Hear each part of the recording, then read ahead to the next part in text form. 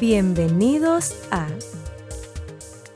Colibrí Radio, tu magazine sobre el medio ambiente.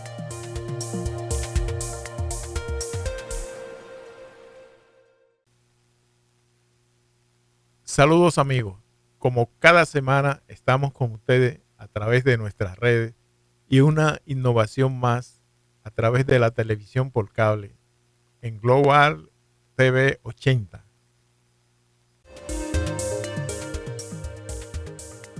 Ya volvemos con Colibrí Radio.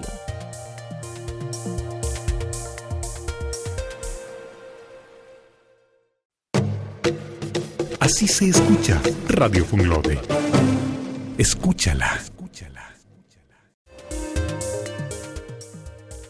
Ya estamos de vuelta con Colibrí Radio.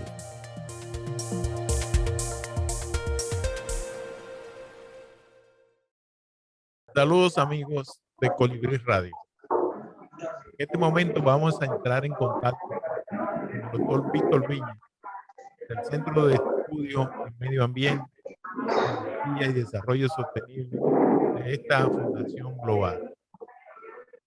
El doctor Víctor Viña participó en representación de un equipo de República Dominicana en la COP26 que se desarrolló en Glasgow, Inglaterra. Con la conversación con él nos aportará lo más posible que él pudo captar del desarrollo de esa COP26. Buenas tardes, Víctor. ¿Cómo estuvo tu estadía en Glasgow y la participación en la COP26 en representación? Muy buenas tardes, Ernesto y compañeros, colegas de Radio Colibrí. Pues obviamente, pues tuvimos casi 3 semanas intensas, como ustedes conocen, este tipo de conferencia de las partes, especialmente luego de una espera de unos 2 años, pues esta COP26 debió celebrarse en el 2020 y por consecuencia de la pandemia, pues hubo que celebrarse en este año, como bien mencionaste, en Glasgow, Escocia. Pues obviamente zona muy bonita, muy verde, de muchos lagos, de muchos rebaños de ovejas, pero húmeda y fría. Fue muy intensa, como les digo, y fue obviamente algo interesantísimo porque se estaba discutiendo ya cuestiones para el 2030, cosas que están retrasadas, han estado retrasadas, y los países en vía de desarrollo como República Dominicana, pues veníamos con ansias de que se saltáramos como los canguros hacen, que se hiciera unos saltos gigantescos. Ya no se puede esperar, como dijo el informe del IPCC, el número 1 de la ciencia, ya no se puede esperar más. República Dominicana tuvo una representación buena, digamos, compuesta por técnicos y funcionarios del Ministerio de Medio Ambiente y Recursos Naturales, así como del Consejo Nacional para el Cambio Climático. Ambos estuvieron representados básicamente en la totalidad de las 2 semanas oficiales por sus incumbentes máximos, tanto el ministro como el vicepresidente ejecutivo. Víctor, tenemos una interferencia en la imagen tuya, que no sé si es un dedo, Sí, pero disculpen. continúa por favor sin esa interferencia. Ahora es la mano entera que la está interfiriendo. Exacto. Ok, continúa por favor. Sí, como les decía, pues tuvimos la representación máxima de los incumbentes de las ambas instancias, instituciones que tienen que trabajar y son los responsables de las políticas, los programas, la cooperación internacional y la representación internacional dentro del ámbito del cambio climático, representado por el señor ministro de Medio Ambiente y Recursos Naturales y el vicepresidente ejecutivo del Consejo Nacional para el Cambio Climático y MDL. Obviamente se hicieron acompañar ambas instituciones por una docena de técnicos que, para serle muy profesional y honesto al público y a ustedes, realmente quedé muy gratamente impresionado por la dedicación y el esfuerzo, dándole continuidad a todo el trabajo que se había venido haciendo en este ámbito desde hace unos 10 años.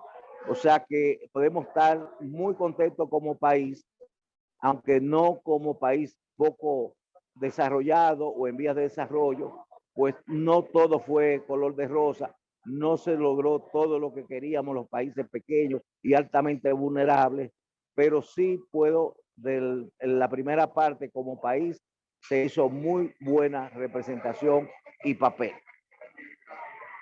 Vista de esa conclusión que acaba de pasar el fin de semana, sábado específicamente, ¿cuál es más amplio tu conclusión de los logros obtenidos? ¿Cómo afectó o va a afectar los acuerdos a que se llegaron a los países del anexo, no anexo 1, como él le llama, o al grupo de países de menores ingresos? Correcto, sí.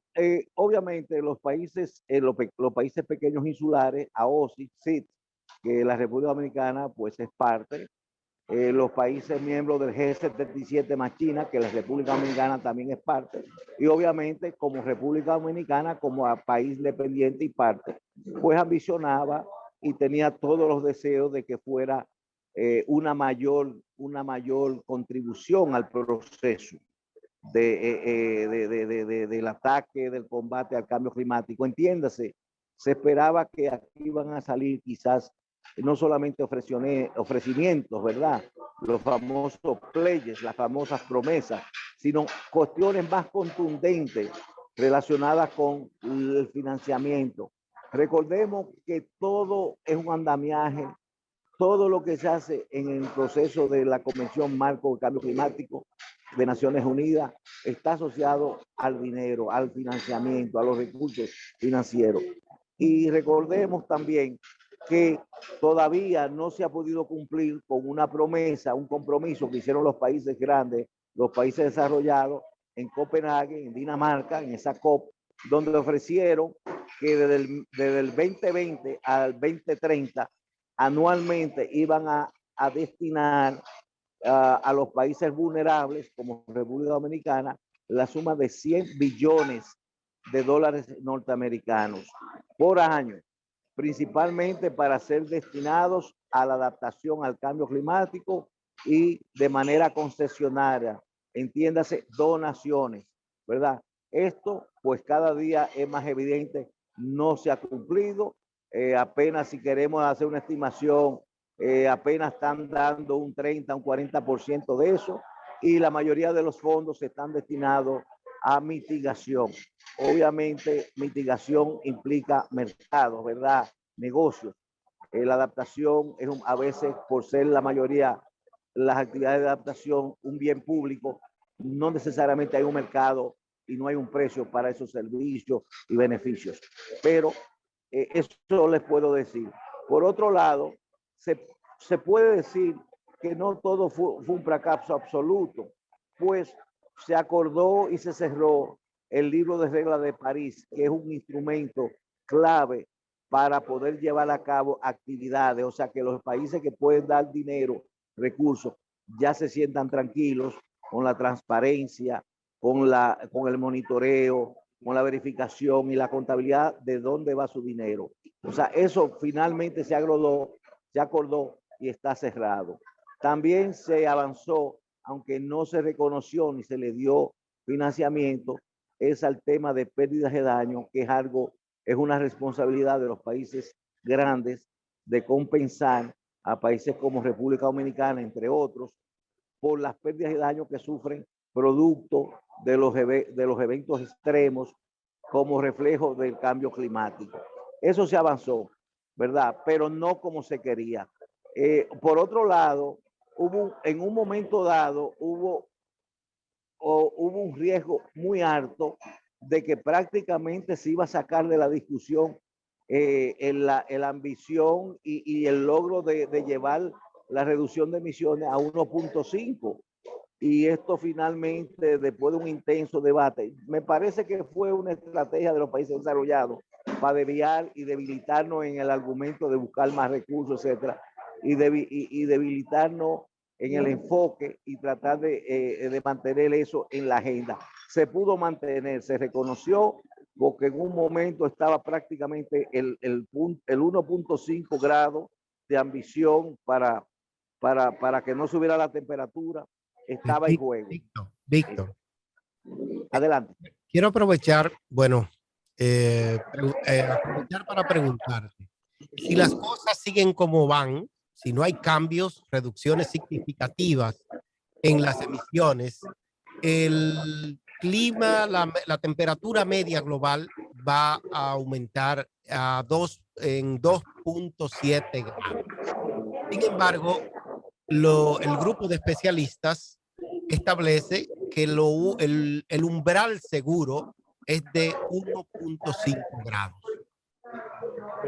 Y entonces, en tu opinión, de conformidad con los acuerdos que se arribaron en la COP,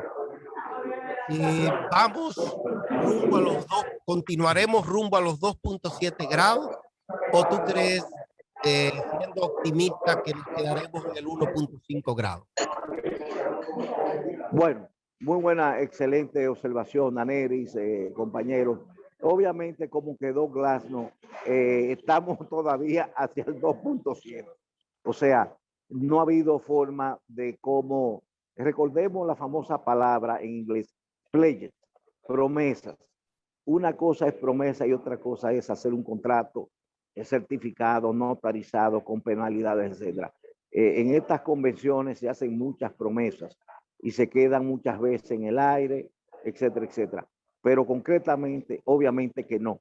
O sea, todavía en las reuniones de Stockholm, que son las reuniones que hacen las presidencias de las COP para inventariar por dónde andan la sumatoria de la reducción de emisiones, para ver si nos estamos acercando a la meta de lograr en los próximos años el 1. O sea, ir hacia esa tendencia, hacia esa línea, y obviamente nos falta mucho.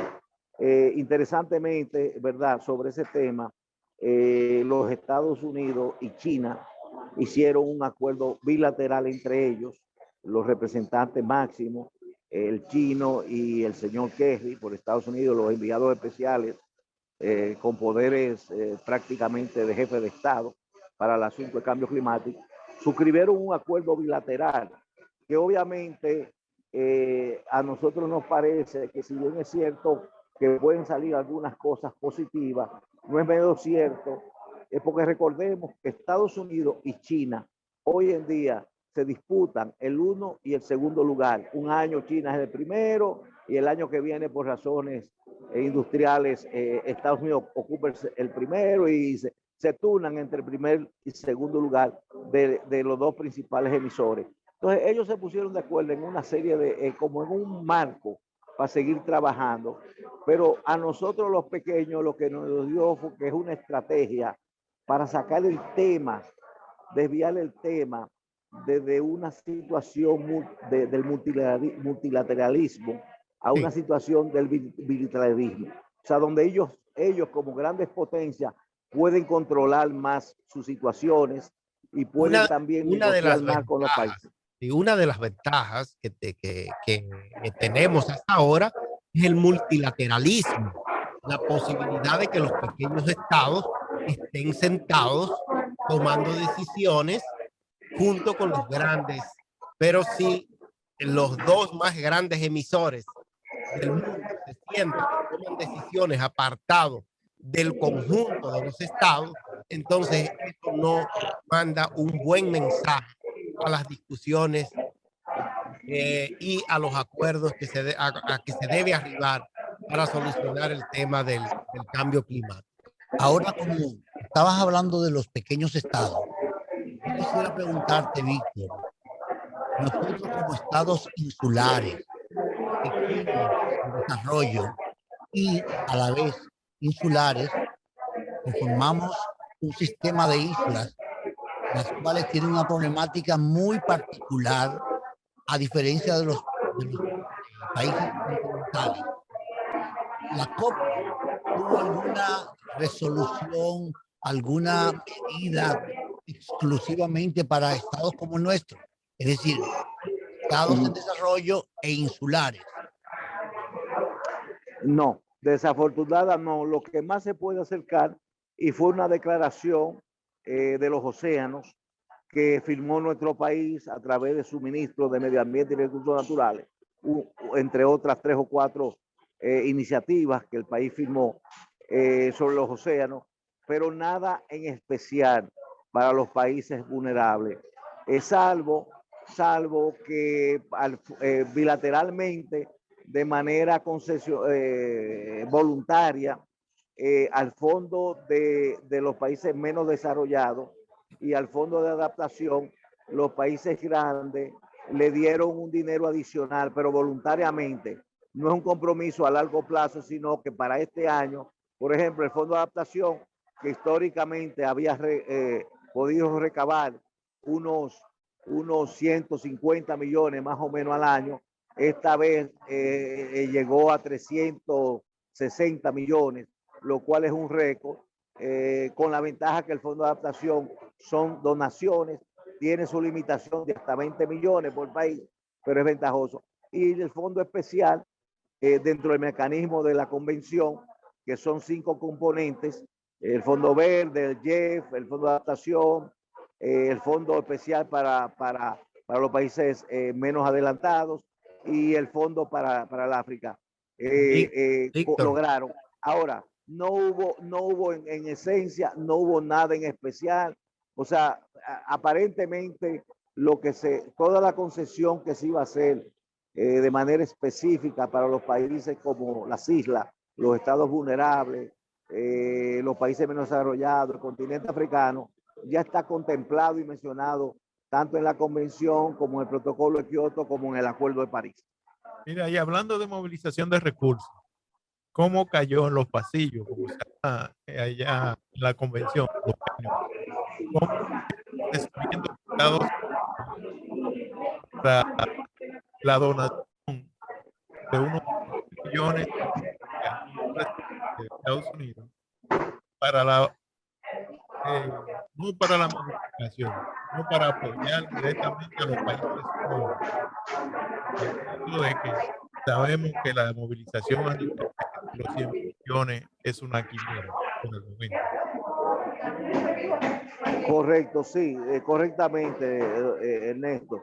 Los Estados Unidos, y nuevamente dándole la razón, creo que fue Daneris Osvaldo, obviamente los países grandes hoy en día, y eso pasó en Copenhague, recordemos que prácticamente iba a haber un colapso del multilateralismo, de ese proceso, y gracias a México y a su gobierno de entonces, en la próxima COP, que fue en Cancún, después de la Copenhague, se rescató.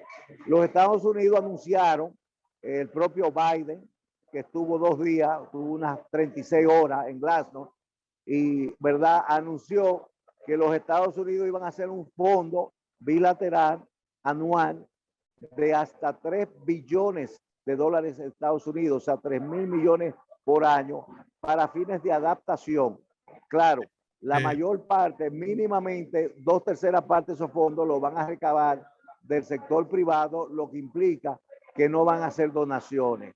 El 30% aproximadamente, estimo yo, será a través, porque ya la agencia, la AID, ya está haciendo anuncios de sus posibles programas.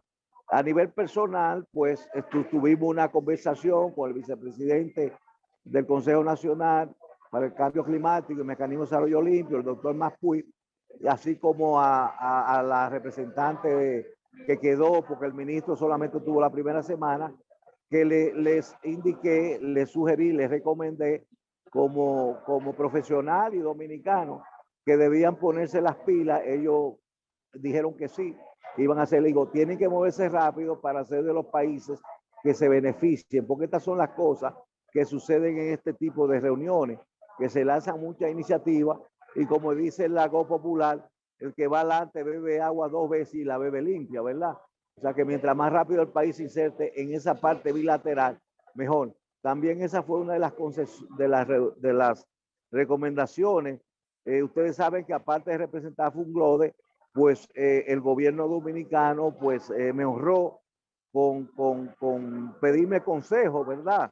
Dado que uno ha estado en esta cosa por los últimos más de 10 años, yo les sugería siempre que independientemente de no descuidar la parte multilateral, la parte internacional de cambio climático, tenían que no olvidarse la parte bilateral, porque realmente la parte multilateral no es que no venga, pero lo que no se sabe es si va a venir en los próximos 10 años, en los próximos 20 o en los próximos 30, si es que llega. Bien, Víctor.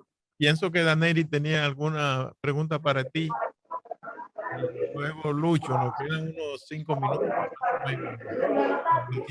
Y Víctor, yo el seguimiento que hice de la COP desde acá, tuve la percepción de que salimos un poco de los compromisos que teníamos con los océanos. Estábamos muy metidos con los océanos.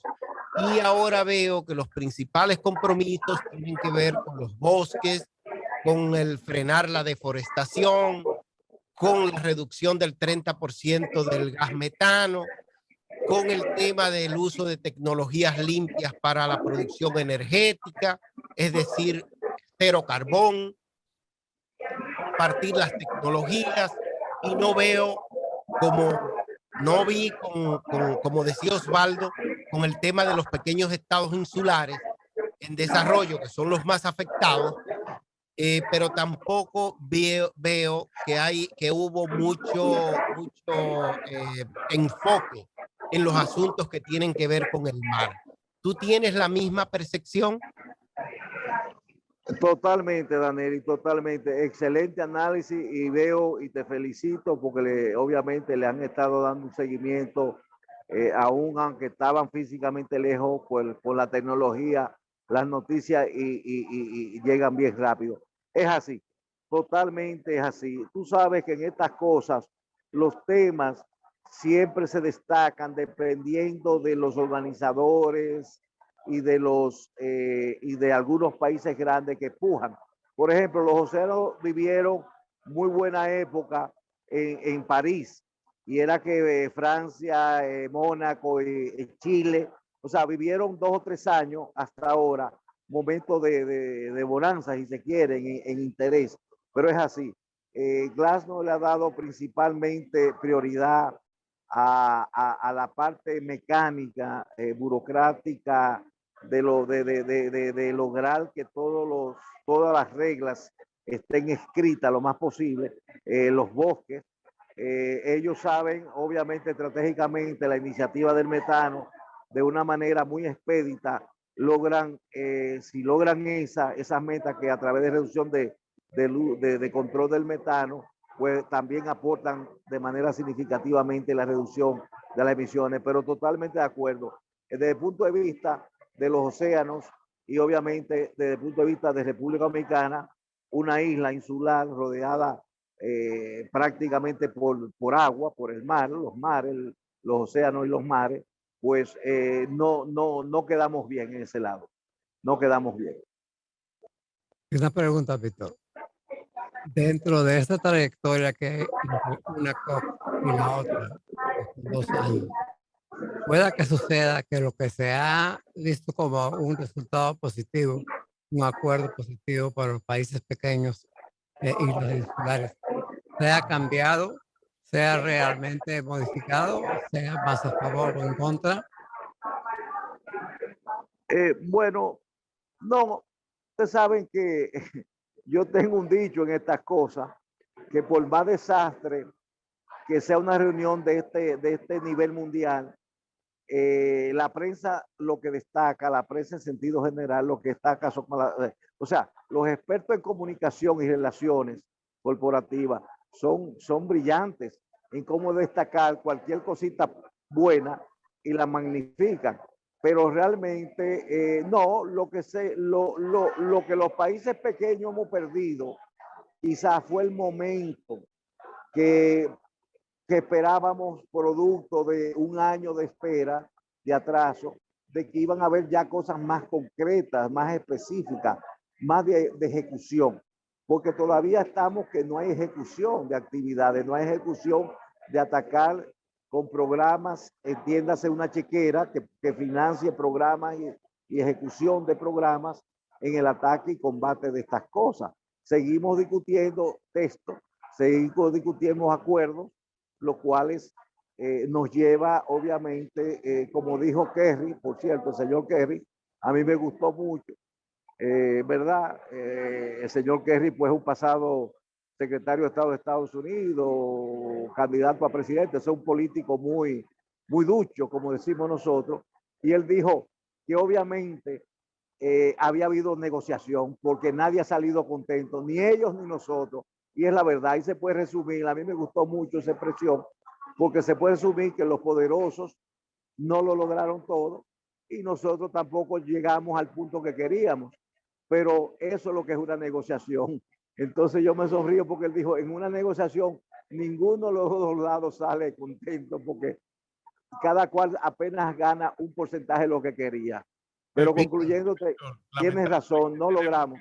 Lamentablemente tenemos que concluir aquí este importante contacto, ya que la tecnología es muy vertical, no le da un chance a uno, no le puede pedir un minuto más.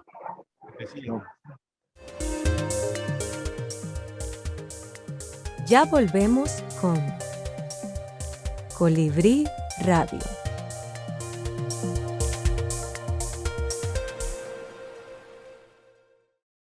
Radio Funglode.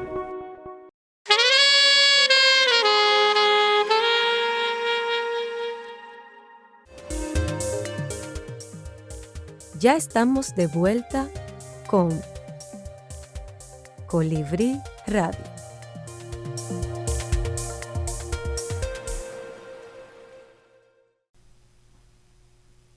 Buenos amigos, luego de la comunicación que tuvimos con el miembro de nuestro equipo, don Víctor Viña, vamos a desde este lado del mundo, como país pequeño, a analizar con los compañeros Osvaldo Vázquez, Daneri Santana y Luis Espinosa, qué ellos han interpretado, qué pudieron interpretar, no solamente con lo conversado con don Víctor, pero sino también lo que ellos han visto por los reportes internacionales y los informes directos de las Naciones Unidas sobre la COP26. Bueno, yo creo que tener una reunión de esta naturaleza, de esta magnitud, siempre es un acontecimiento importante para el tema que nos ocupa, que es el cambio climático. Sin embargo, aparentemente los países, ni los ricos ni los pobres o países en vías de desarrollo, aparentemente quedaron plenamente satisfechos. Eso significa que hay que seguir discutiendo al respecto.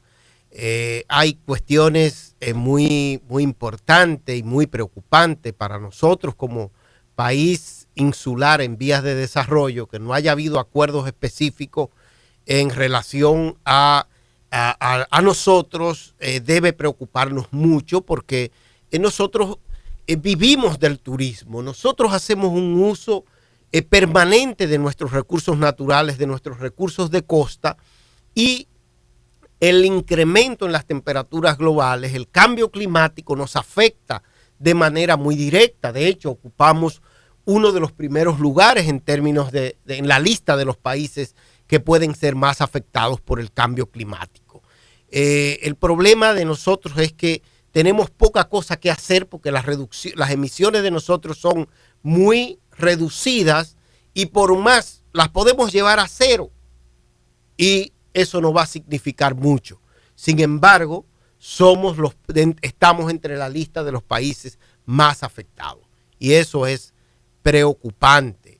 Vi también el tema de los acuerdos que que se arribaron con relación a reducir la deforestación. Eso me parece muy importante. Reducir el 30% en la próxima década las emisiones de metano. El metano es un gas que es responsable de el 25% del calentamiento global. Es decir, tiene una cuota importante en lo que es el cambio climático. Y esa reducción me parece también que es significativa.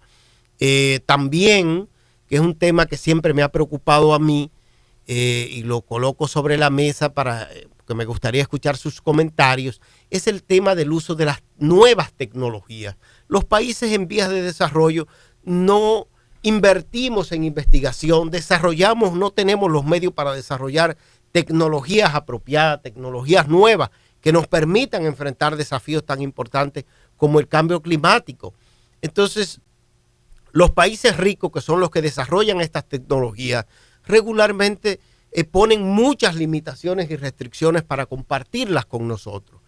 La COP arribó en esta COP a un acuerdo en materia del uso de las tecnologías. Y creo que estuvo básicamente enfocado, porque fue una petición importante de la organización de la COP en el uso de las tecnologías para la producción energética, para producir energías más limpias, tendentes a reducir a cero o eliminar el carbón como fuente de generación de energía. Fíjate, además de lo que tú has dicho, a mí me preocupa mucho de que, aunque nosotros somos muy mínimos en cuanto a las emisiones, pero somos y encabezamos el listado de los países más vulnerables ante los embates del cambio climático. Nosotros vivimos de la zona costera. Nosotros tenemos un desarrollo planteado en el turismo, y el turismo implica zona costera. Entonces, cuando hablamos de mitigación, cuando hablamos de resiliencia, estamos hablando de cómo nosotros como país vamos a enfrentar estos desafíos que nos colocan en la vanguardia, al frente de todo lo que nos va a afectar el cambio climático. No obstante, nosotros no tengamos la responsabilidad, entre comillas, de haber hecho las emisiones. Por ejemplo, ya nosotros estamos viendo cómo nuestros corales, que son la barrera de nuestra costa, están desapareciendo por un alza de la temperatura. Ya nosotros vemos cómo nuestras playas están siendo erosionadas. Ya nosotros vemos cómo nuestra actividad portuaria, marítima, se nos están exigiendo cosas, como por ejemplo cero emisiones a los barcos, de lo que nosotros dependemos en cuanto al comercio como país. Sin embargo, no vemos la inversión que hay que hacer en cuanto a la concienciación, a la mitigación y a la resiliencia de estos países, los cuales van a tener que enfrentar en primer plano los embates del cambio climático. No sé si ves la incongruencia. Esta COP se ha pasado ahora a la zona terrestre a hablarme de metano, sin embargo no me dice nada de lo que a nosotros como país nos importa. Los océanos absorben, se dice que desde la década del 70 para acá los océanos han absorbido el 93% de los gases que calientan la atmósfera. Es decir, los océanos son responsables, es decir, han venido trabajando para que el clima permanezca como está, si no ya estuviese colapsado. Entonces, no se puede quitar la atención de los océanos. Bueno, en realidad, yo lo veo de que, como se ha hablado tanto de los océanos, no debió cortarse de plano. Eso es indiscutible. y sí hablar un poco de la parte de tierra, de la aforestación, que siempre incluso se llegaron a hacer algunas reuniones para evitar la deforestación desde antes.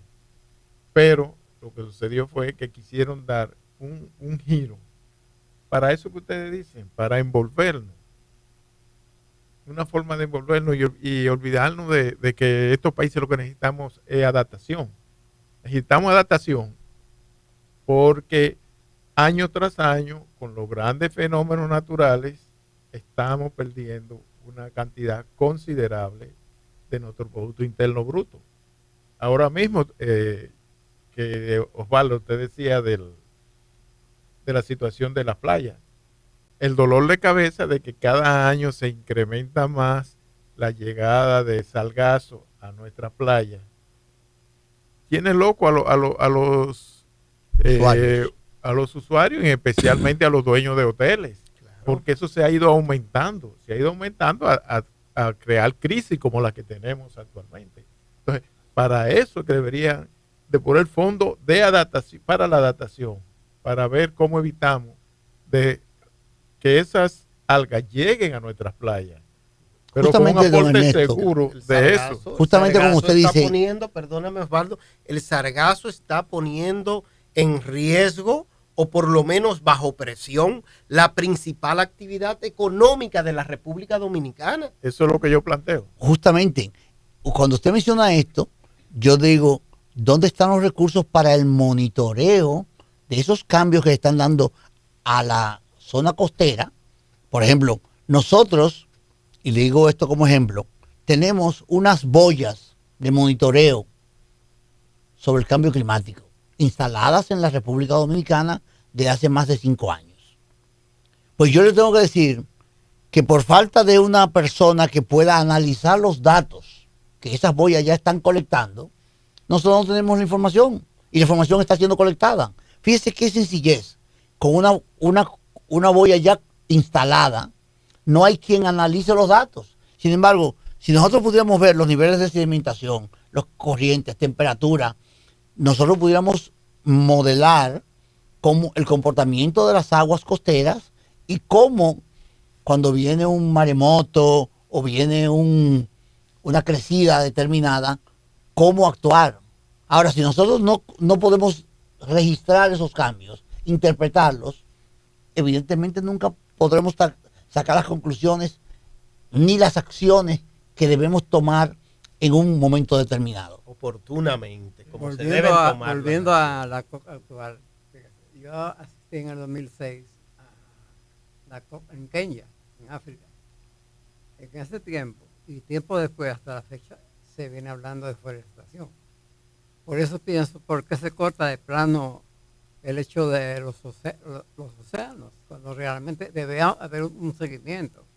Estoy seguro que la próxima COP se vuelve a hablar de otro tema, aunque se han habido acuerdos positivos, debemos realmente pues hacer un seguimiento de lo que traemos atrás, porque las emisiones, la deforestación, ahora el cambio climático, todo eso está dando vueltas y no hay cosas concretas que digamos a la fecha, ¿no?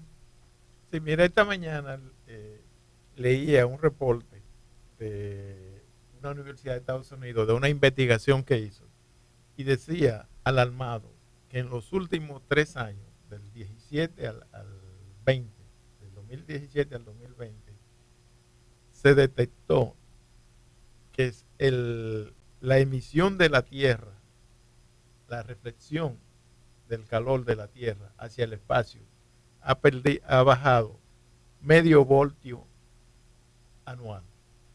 Se decían, bueno, pero medio voltio, si lo llevamos a la electricidad, resulta bastante, porque es medio voltio por metro cuadrado, producto de la alta contaminación de los océanos, producto de la eritrificación de los océanos, producto de que ya el océano ha absorbido tantos gases de efecto invernadero que está perdiendo su capacidad de reflejarlo hacia la atmósfera.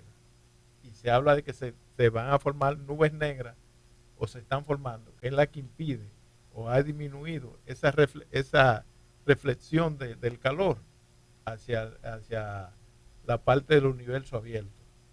¿Sí? Porque ese calor que no se refleja, entonces se concentra y vuelve.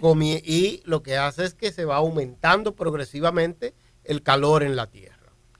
Algo que debemos nosotros tomar también en cuenta es el ordenamiento de nuestra zona costera, porque el uso racional de la zona costera nos puede contribuir justamente a todo esto monitoreo y a la toma de decisiones necesarias ante los embates del cambio climático. Yo creo que nuestro país requiere de ese ordenamiento, no solamente ya como una necesidad de la que venimos hablando en este programa hace mucho tiempo, sino también por las nuevas metas en relación al cambio climático. Yo quiero, eso que tú dices es una realidad, Osvaldo, pero yo quiero que antes de que finalice este programa, que ya creo que nos queda poco tiempo, hablemos un poco, abordemos el tema, porque el cambio climático tiene un impacto en nuestras vidas y sobre todo en el caso de nosotros como estado insular, tiene un impacto, implica que tenemos que cambiar y sería, pienso que a las personas que nos ven y nos siguen, les interesaría saber en qué consisten los cambios que tenemos que hacer para adaptarnos a la nueva realidad que es el cambio climático, el que ya nos está afectando. ¿Seguiremos produciendo energía como lo estamos haciendo? ¿Vamos definitivamente en los próximos años a dejar los plásticos desechables atrás?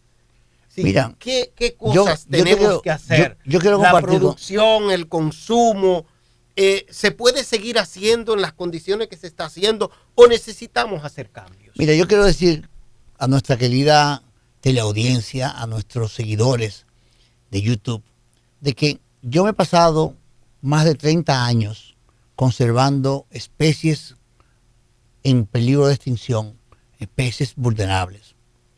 Y cuando hemos logrado, por ejemplo, en el caso de la ballena jorobada, su recuperación y que está en vía de recuperación muy positiva, nos encontramos con que otro fenómeno, aparte de lo intrínseco de la problemática de las ballenas, que es el cambio climático, está afectando a las poblaciones de ballenas. Entonces, todo nos conduce a qué? A que el problema fundamental que tiene la humanidad hoy ya no es la protección de la biodiversidad en peligro de extinción, sino en que el cambio climático afecta tan grandemente a esa biodiversidad que si tú la conservas de un lado, el cambio climático te la manda por otro lado. Entonces, nosotros hoy vemos que la migración de ballenas ya se ha alterado, las fuentes alimentarias de las ballenas están alteradas. ¿Qué vamos a hacer nosotros? Bueno, dedicarnos ahora a enfocar los cambios climáticos, es decir, los efectos del cambio climático como prioridad nacional ante todo, ante la producción, ante la investigación, ante la conservación del medio ambiente. El cambio climático es lo prioritario. Y quiero dejarle con esto, porque ya veo que vamos a terminar, que si no cambiamos nuestra forma de vivir, nuestra forma de consumir, nuestra forma de producir, no iremos a ningún lado. Pero yo te diría algo, todo eso se refleja o se enfoca en una palabra clave: educación. No vamos a cambiar nada si nosotros no nos educamos. Todavía encontramos que el manejo de los residuos sólidos, la deposición final de los residuos sólidos, que es lo que produce ese metano que nos estamos comprometiendo a reducir, no lo hacemos de una manera organizada. Y hacemos como gobierno, no digo solamente sino todos los gobiernos, hacemos un show porque se busca un tractor y se hace un relleno. Pero un relleno, ¿qué vamos a resolver con eso? Seguimos produciendo el mismo metano, se siguen descomponiendo los residuos y lo estamos aportando a la atmósfera, además del daño que nos estamos haciendo como ciudadanos. Entonces, yo le pediría esta sesión con una expresión. Si no nos educamos, olvidémonos de que vamos a cambiar nuestra forma de vida, porque seguiremos viendo los vecinos cuando llueve sacar su fundita y tirarla para ver que la corriente se la lleve, como cuando nosotros éramos niños que hacíamos carrera con palitos de fósforo en los contenedores. Y eso es lo que estamos haciendo por la falta de criterio, por la falta de educación de todos nosotros a todos los niveles. Así es que no sé si Luis quiere decir algo ya al final. Sí, al final yo cuando escuchaba decir sobre capacitación y educación, debemos concentrarnos en los niños, en las escuelas. Desde ahí abajo hasta el adulto, nosotros debemos educarlos sobre este criterio que cada día es más delicado.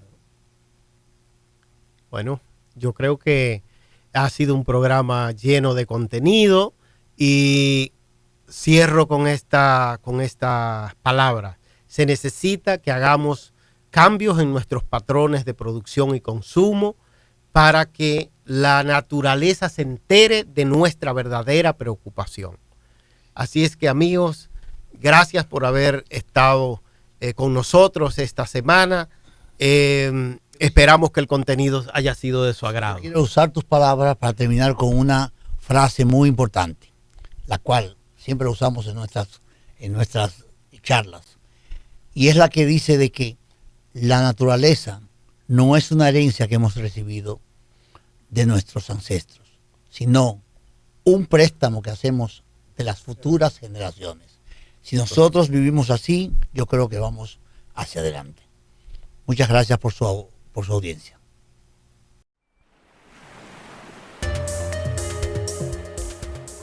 Esto fue Colibrí Radio, tu magazine sobre el medio ambiente.